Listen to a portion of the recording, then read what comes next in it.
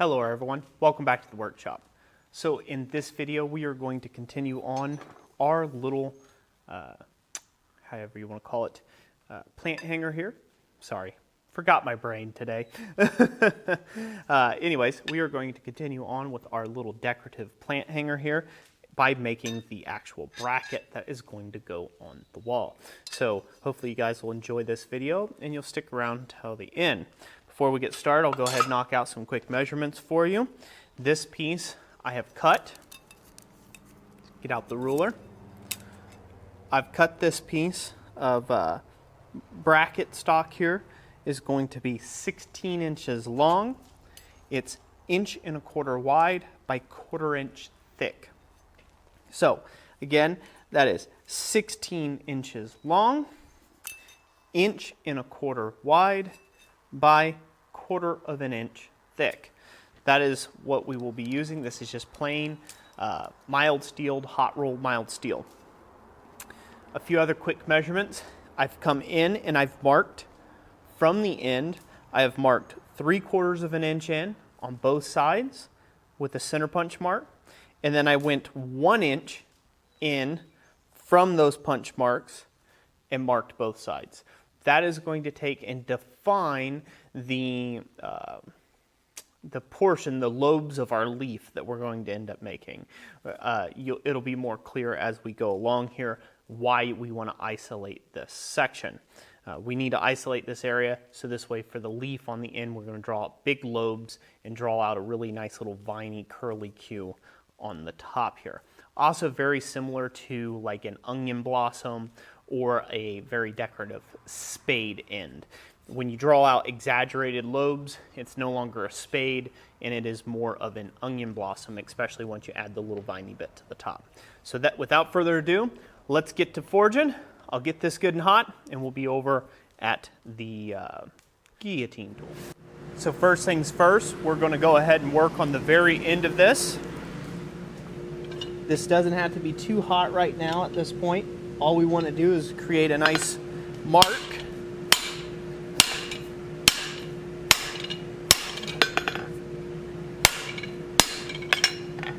So we've just started that shouldering down, and I'm also going to define where those other two center punch marks are at the 1 inch mark.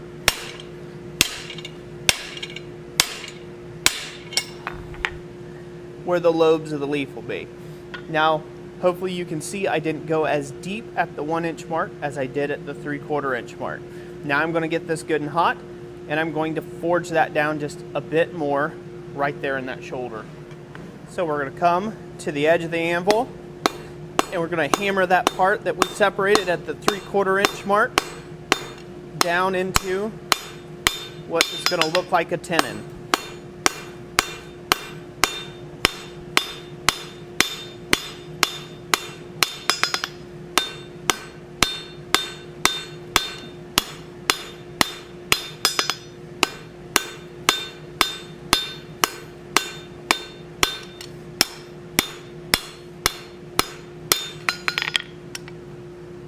Just like that. And we'll just keep drawing that out now.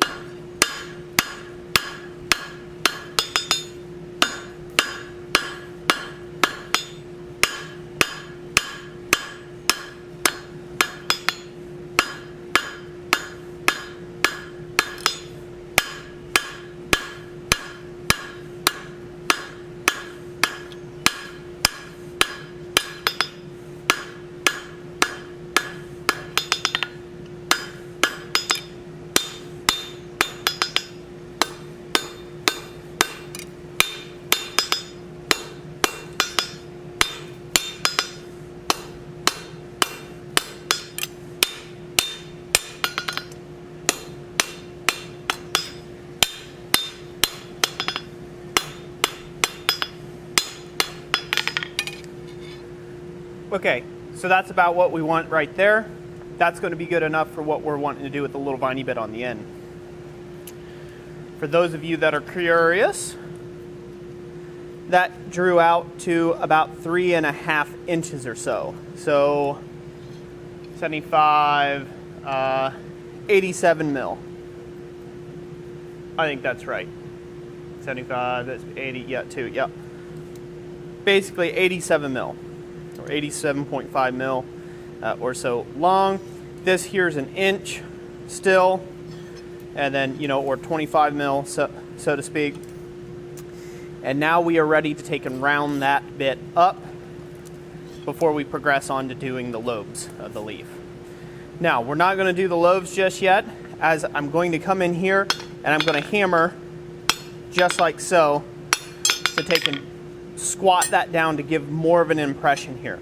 We're not trying to hammer a big taper on this. We just want to squish this area down a little bit, thin this area just a little bit going into that leaf to just exaggerate those lobes a bit more. Go ahead and knock off these corners here.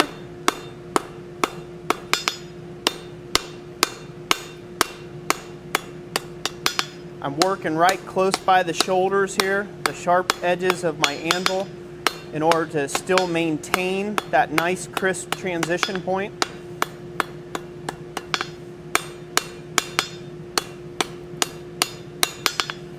While I round this bit up.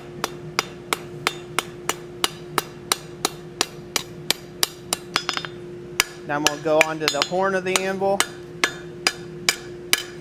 just to squeeze that area down just a bit more, and then back to the transition point. Keep your anvil relatively clean and clear of slag or scale while you're cleaning up this last little bit to get a nice smooth finish.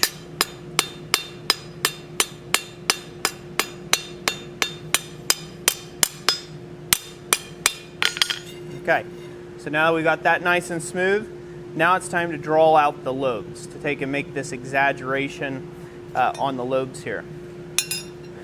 We are going to do that with a fairly simple tool. You can use a ball peen if you have it.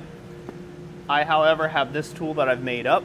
It's essentially a ball peen. It's a fuller for spreading ironwork. It spreads in all directions. So you want that right there. And I'm going to take and hammer that down using a soft face mallet or a hammer, soft face hammer. And we're going to start drawing out these lobes and getting them to get aimed with this tool first. Then we'll switch back over and we'll use the cross peen to just kind of feather those edges back to take and pull it into the onion blossom shape. So let's get that hot and we'll do that. Got this piece heated back up. We're going to take it to the edges. We're going to squat that area down like I said. A really nice blunt taper to it. We're not trying to make that too flowing into it. Just keep it nice and symmetrical. So now we have it like that. Hold it between the legs here. If this is a shorter bar, you're going to have to hold tongs. And now we're going to start the lobes. We're starting just off the center line of the piece. And we're slowly working this ball peen out to the edge.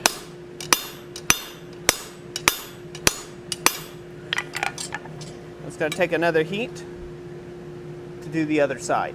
So we'll bulge out this other side, and then we'll use the cross peen to get our width and get that onion blossom shape.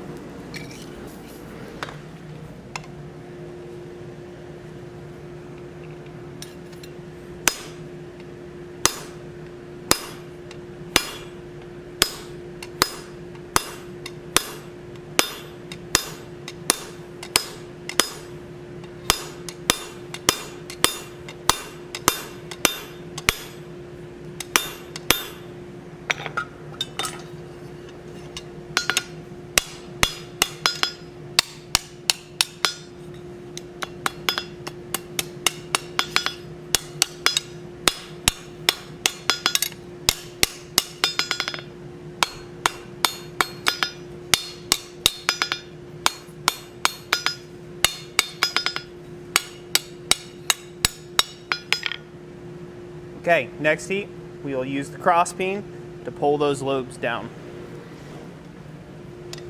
So now, starting in a clockwise pattern, we're going to start at the front edge and draw to the back with that cross peen.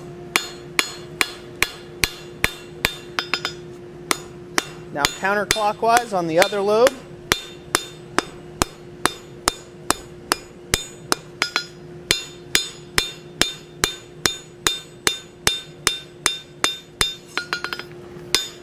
Back to clockwise on this lobe.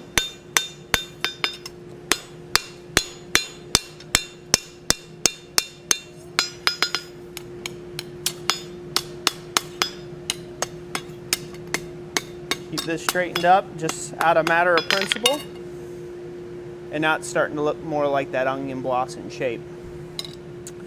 The reason why we've hammered in here and thinned the middle and thickened the edges so this way we had extra material as we peened around the piece to push that material as we went. If we would have already pre-thinned the edge, whenever you go to hammer this and pull this material back around, you would run out of material. You'd get the edge too thin and it would probably crack at some point and break off, which is a very bad thing. So now that we've got that, we'll get back in here and we'll clean this up with the flat of our hammer and clean up these transition lines.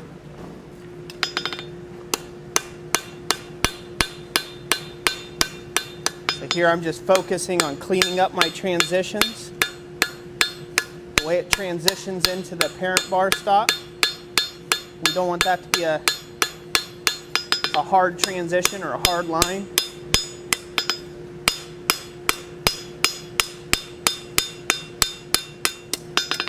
Just cleaning up those transition points, getting some symmetry back into the piece.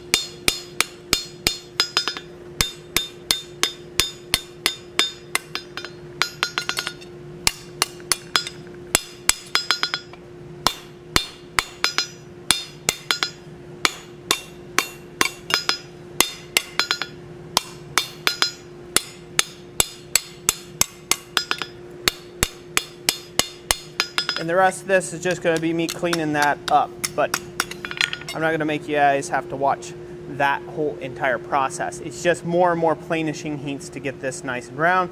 You want to keep both lobes roughly the same if you can, and then this bit here we're going to do a curly Q a little later on, or just here after we get the other side done. Now I'm not going to make you watch the other side. I'm going to go ahead and get that accomplished. I've already got it pre-marked out. Once I've got it to this stage, I'll be back with you. We'll do the little curly Qs and punch the square hole for our backer, for our scrolly bit to take and go in there. But you guys will hopefully see how this is starting to come along. It's going to be a very nice looking, I believe, plant hanger. I'll be right back with you here in just a few minutes once I've got this done. Okay, so now that I've got this other end of this piece done, now we're going to start working on the fun little bit, the scrolly bit. I'm going to just roll that down, and I'm going to roll it in a tight little roll up with a, if you see how I kind of just swoop that up, just give it a little bit of a twist. Ugh. Almost like you're trying to twist the thing off in a way. Obviously you're not. We're just going to give it that little bit of a roll there on the end. We're going to heat this back up and we're going to keep going. Now, I'm using a pair of scrolling tongs just because this works quick and easy. You can play around with it at the anvil if you don't have a pair of scrolling tongs, but in my experience, if you can just make yourself up, even if they're not the greatest, or even get a piece of, get some needle nose pliers and just round off the inside corners of the needle nose and readjust them to do this type of work, you'll be glad that you did. So we keep this in the, just put it in the fire. Remember, this is small stuff now. It's really thin material, so it's going to really heat up very quickly. Something to keep in mind there. And now we're going to roll it away from the last bit that I just did.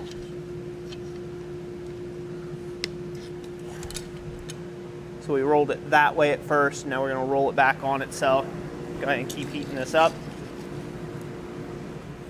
as I was saying, this is really thin material, lightweight material, so it's really easy to just manipulate with the wrist strength alone. If you don't have the strength in your wrist, by all means, just use the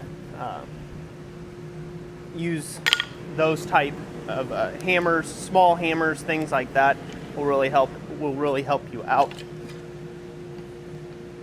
I keep rolling this on around. I'm wanting that to come up. Again, the whole idea behind this bit here, just make it very viney. You might have to adjust here and there to get it to do what you want it to do.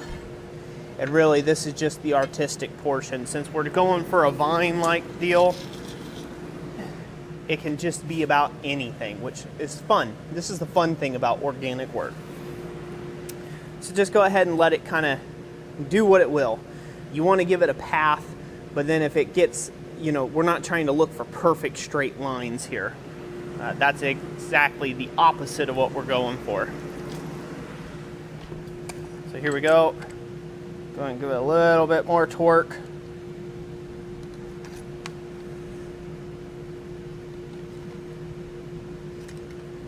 Get that way a bit better. Make that go back on itself. We'll give it just a little help around there. Tighten up that bend. Hammer. I'll give my little curl set back. I think I'm pretty happy with that. Now I'm just going to brush it off real good. And now we're on to the next part. So the next portion of this process, we need to take and go ahead and create ourselves a nice square tenon or a mortise, a nice square mortise that we can end up putting our main portion of our plant hanger through. If you remember in the last video, if you haven't seen that video, I'll leave a link to it in the description down below and up here in one of these cards. We drew down a square tenon on this piece. So now we need to take and place this in such a way that it looks good. Since this has been forged, our center line is going to be shifted somewhat. So this is where you want to kind of eyeball it where it looks good to you. And then you want to mark it off. So I'm just going to keep a mental reference point. You do want to leave enough room for you to put screw holes at the top and bottom here to be able to hang this bracket on the wall. But I think that's in general is going to work very well. So from this shoulder back, that appears to be about 1.5 inches. I'm going to check the measurement real quick for you. Yep, exactly. It's 1.5 inches from the back of that shoulder of that onion blossom. So we'll heat this up and we will go ahead and punch the hole. So the punch that we are using is just a 1/4 inch square punch. You forge this just like any other punch, like a round punch. I believe I have a video on the YouTube channel about it. If I do, it'll be linked up in the description in the card right here if you need to watch how to make a square punch. But basically, you just forge it out a taper. Instead of making it round, you just leave it square and grind it nice and square. So pretty simple square punch. You make those up. Good tool to add to the arsenal. So we're going to go ahead and start our punched hole through the front side. Again, coming down about our 1.5 inches from the corner, eyeballed, center of the piece.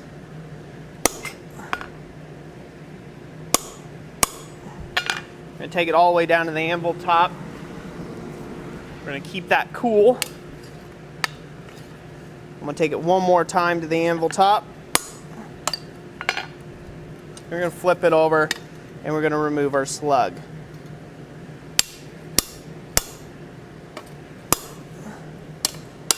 Now some people actually find it easier. Some people find this process to be quite a bit easier if you punch a round hole first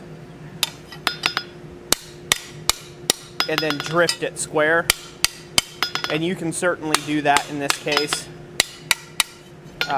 I'm just doing it punch square. You can do that. The reason for that being is if you don't get this quite square, turn square, a round doesn't matter. And then you can drift it and be more accurate with your drifting. I'm just doing this portion because, again, it's a little bit easier. So now that won't fit our hole. That's just the start of the 1/4 inch. Let me grab this here. And that's not going to fit our tenon through there. So we need to take and drift it open just a bit more. So we'll do that by heating this up, coming over the hardy hole, and just driving that down a little bit deeper, and that'll enlarge it to where that tang will fit. All right, so we're going to do most of our drifting from the back side of the piece. Reason for that being is we're going to provide a little area. We need to provide an area for our tenon to swell into when we peen it over. So you want to do most of your drifting from the back side of the piece. You can. Now that will inevitably leave some lines if you're around a hole, sharp hole or something like that. That's going to leave some lines for you to dress up, but that's okay. That's what a little bit of file work is for. So don't get too concerned about that. You can just dress those out right away. Just focus on getting this sized appropriately. Once you've got it to where it'll fit really snug, you're definitely in the ballpark, and that is a good thing. So that's about right there. It's almost there, so while this is still slightly hot, and go ahead and take it through just a bit more. Because we are almost there where that piece will fit. There we go.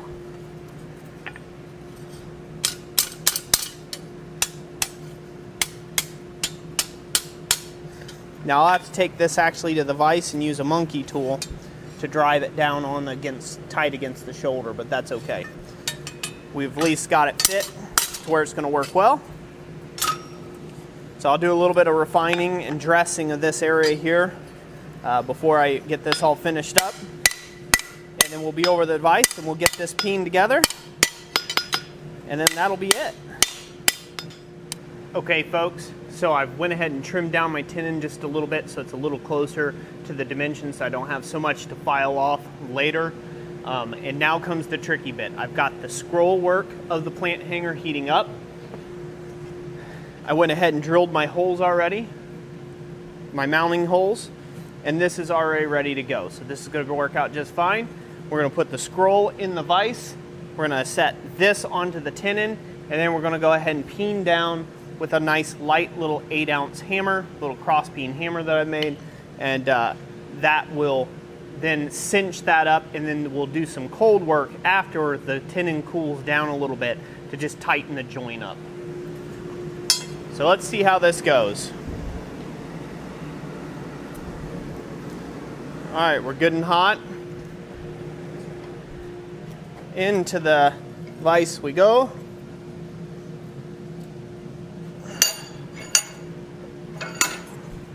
Make sure you put this on the right way.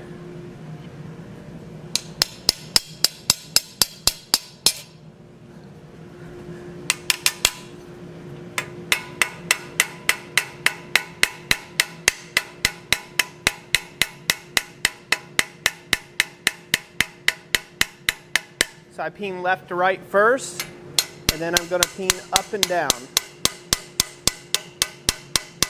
You want to use the peen of the 8-ounce hammer.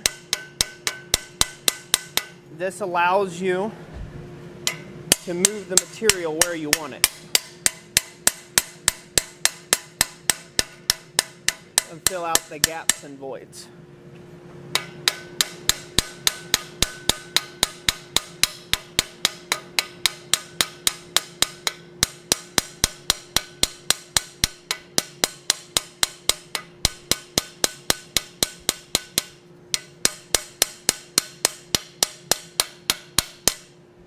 Alright, it's now dropped down to a point that we're going to have to pick it back up in the vise. If you've noticed, I've done copper jawls. That is because copper jawls have a less tendency to let stuff like this slip.